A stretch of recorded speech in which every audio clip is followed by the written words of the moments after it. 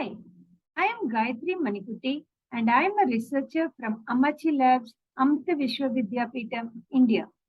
My fellow researcher, Sreejith Sasidharan, and I will be presenting our paper, Driving Innovation Through Project-Based Learning, a pre-university STEAM for social good initiative. The youth of today needs a future-oriented education on critical issues such as those outlined in the United Nations Sustainable Development Goals or UNSDGs. Designing potential solutions for such problems is an imperative skill that must be imparted to children to help them navigate their future in today's unpredictable world. Towards this goal, we have been conducting a 3.5-month-long training and mentorship program for pre-university students in India for the past 2 years. This paper details the structure and impact of our training and mentorship program conducted earlier this year, where we measured the impact of the program based on IEEE design principles as espoused by IEEE Tri-Engineering.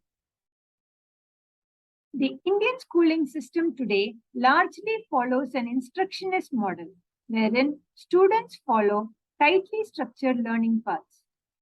To accelerate the shift from this system to a constructionist project-based learning model, wherein children can practice 21st century skills by doing hands-on projects, the Government of India has set up school maker spaces in 10,000 schools across India over the past 5 years. The government conducts an innovation challenge annually called the ATL Marathon for these school students to participate in teams of 2 or 3. We conducted our training and mentorship program against this backdrop, using the facilities available in these school maker spaces, which are also called as ATL Tinkering Labs. We encourage children to participate in the ATL Marathon. For our training and mentorship program, we based our approach on 2 foundational ideas: project-based learning and constructive social problem solving. Project-based learning is a constructivist, student-centered approach where students learn by completing personally meaningful projects. Constructive social problem solving is a cognitive behavioral process to develop positive problem orientation and undertake community and societal social problem solving as a conscious, rational, effortful, and purposeful activity. We combined these 2 ideas and adopted a pedagogical approach that purposefully situated engineering and technology knowledge and fluency within the context of social problem solving. We created a project-based learning environment for student teams to research and gather information on societal problems, ideate solutions, and create working prototypes through the engineering design process. The theoretical framework for our program was based on self-systems theory and self-determination theory, which postulate that humans have 3 fundamental psychological needs. We designed the program to boost these 3 needs. The first need is competence. The program was designed as a cross-disciplinary training approach to teach digital and physical computing concepts while providing hands-on, real-world learning opportunities through social problem solving. This strengthens the children's competencies in STEM disciplines in a deeper way. The second need is that of autonomy. According to self-systems theory, autonomy is a crucial facilitator of engagement. Prior research also states that when autonomy needs are met, students can develop intrinsic motivation, which can, in turn, influence their orientation towards different achievement goals. Teachers and mentors were trained to show their involvement, listen more, ask more about what the student wanted to do instead of telling them what to do, encourage students to ask questions, and respond more to student-generated questions. The third need is relatedness. The need for relatedness is a fundamental human need. Interpersonal relationships can help students cope up with stress and promote positive motivational states, especially during adolescent years. Therefore, we made every effort to provide an encouraging atmosphere to all children during the program, wherein they could request for as many mentoring sessions as they needed for their projects. Mentors were always courteous and provided effort-related praise as required. For this research study, to assess the impact of our training and mentorship program, our research questions were as follows. What kind of impact does engineering design thinking process have on the learning opportunities of middle and high school students in India when it is incorporated into a project-based social problem-solving program? The second research question was, what kind of changes will children see in themselves in terms of adoption of advanced technologies like artificial intelligence, Internet of Things, game development, robotics, and web development for social problem solving? The third and final research question was, what kind of impact does such a program have on students' perceived competence, autonomy, and relatedness? Now, we will take you through our program setup and show a few excerpts from the videos the children made for their project. The Amrita ATL Marathon Training and Mentorship Program 2021-22 was a 3.5-month-long program aimed to prepare student teams from 3 schools to compete in the ATL Marathon Challenge. By providing training and mentorship for the children to do a hands-on social innovation project of their choice, we help children apply 21st century skills as well as technical skills such as maker skills, robotics, and digital and physical computing skills to their projects. We took the children through 6 steps of the IEEE Try Engineering's engineering design process for the ATL Marathon. We will now present a few glimpses of the student project journey from the video documentation of their projects. Step 1 and 2.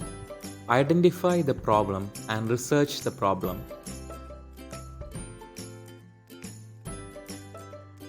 This is the problem statement that we chose.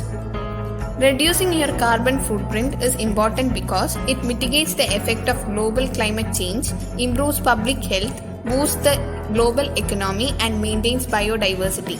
When we cut carbon emissions, we help ensure cleaner air, water, and food for our generation and for generations yet to come. Our journey for ATL Marathon 2021 began in January. The 3 of us came up with 3 problems that moved us the most.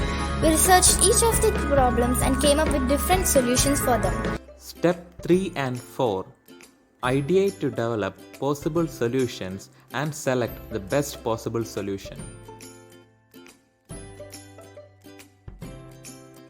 We went through an amazing journey before reaching this particular problem statement and solution. We first went through the ideation phase, where we came up with problem statements that we were passionate about.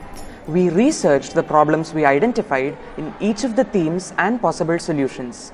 We then came up with many ideas by following the double diamond model of design. We then placed the ideas in a graph with 2 axes representing the difficulty of the solution and the impact of the solution.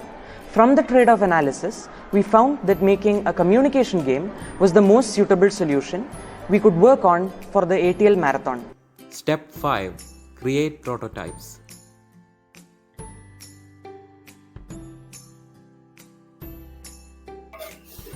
Making of our prototype. This is our prototype, and this is a small video.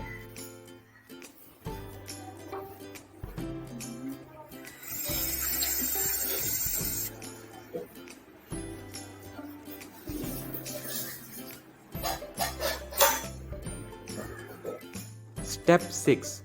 Test prototypes.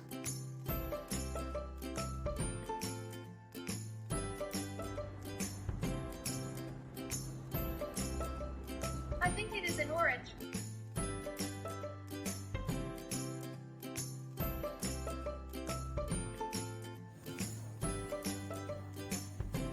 I think it is an orange.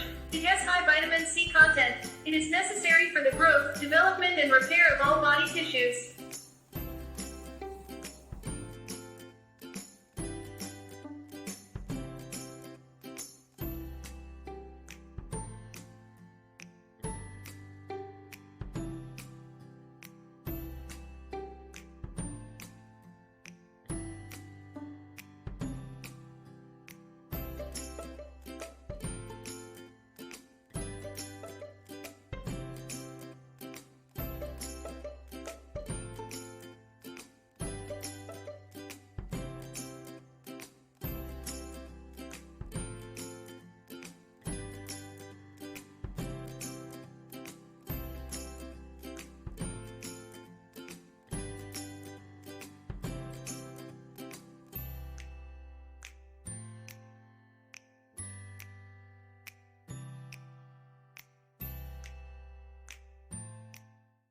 A total of 108 children between the ages 10 to 16 years started the program, and 84 children completed the program.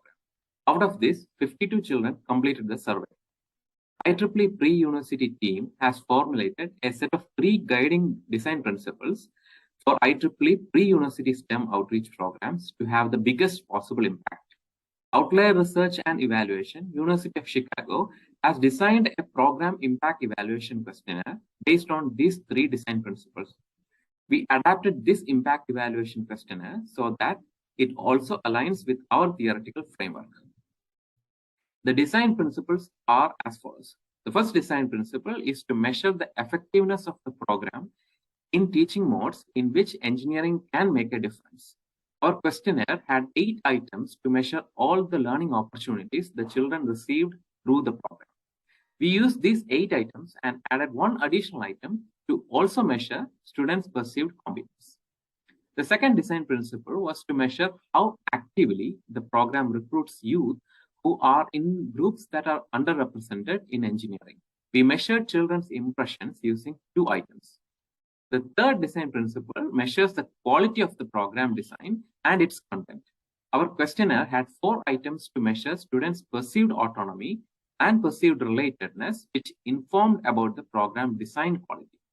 To assess program content, we used the stages of adoption of technology instrument, which we will describe next. We asked the children to choose the stage of adoption that most appropriately described their stage of adoption of advanced technologies at the beginning and at the end of the program. The diagram shows the 6 different stages of adoption, from stage 1 being awareness to stage 6, which is creative application to new contexts. I shall now present the results from our research study. For our first research question, our hypothesis was that the experiences with learning opportunities will be equal regardless of gender and location. As you can see from the box plot on the right-hand side, the means for the 8 items that we used to measure learning opportunities was 4.0 or above for all students. 5 indicates that the students completely agreed that they had good learning experiences. Thus, we can conclude that all participants believed that they had a good learning experience through this program. To test the reliability of our 8-point scale, we computed the Cronbach alpha, and it was 0.72. Further, we found no statistically significant difference when we compared the learning experiences of girls and boys. We also conducted a t-test to compare the learning experiences of rural and urban school students. Again, we found no statistically significant difference. These results provide evidence that the program provided equal learning opportunities for all children.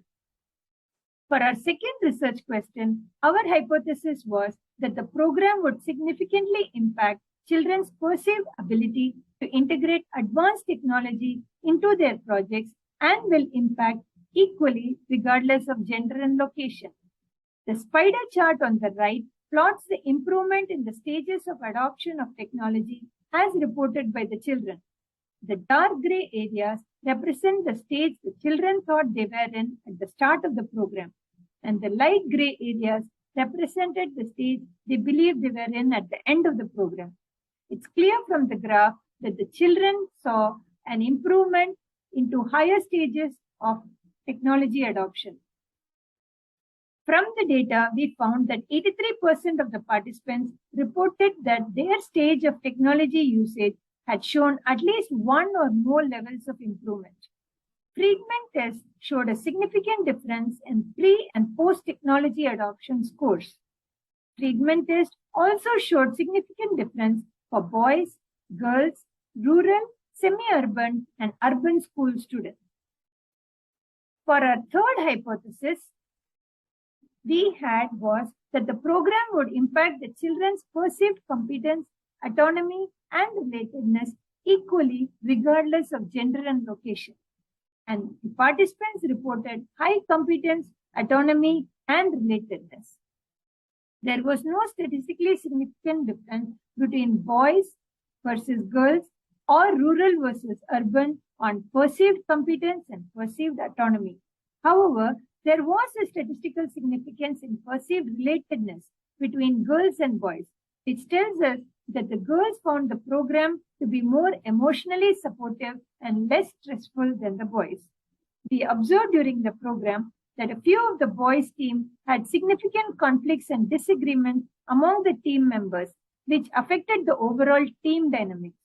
However, the support extended by the teachers and mentors helped some of those teams recover, and the children could complete their working prototypes successfully, while a few of the boys finally quit the program.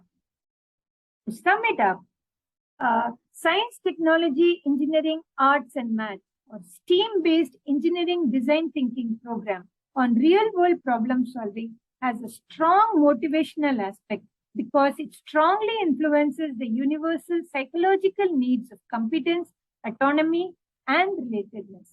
Such programs communicate powerful lived experiences to adolescent children that shape their beliefs about themselves, as exemplified by the quote of a student participant provided in this play.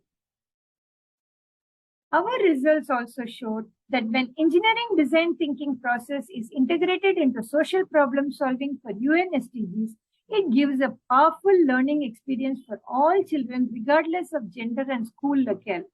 Our results provide evidence that such programs offer equal learning opportunities for children in technical and non-technical skills, improves their perceived ability in the use of advanced technologies such as robotics and IoT, and enables them to design solutions for the greater good.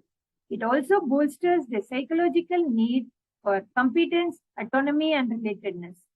This result shows that even young pre-university students can think about complex systems and their interconnections and design innovative solutions. Such a constructionist approach to project-based learning builds student motivation and student engagement. It opens up avenues for children toward purposeful social interactions that reshape their self-beliefs. Thank you for listening to our presentation.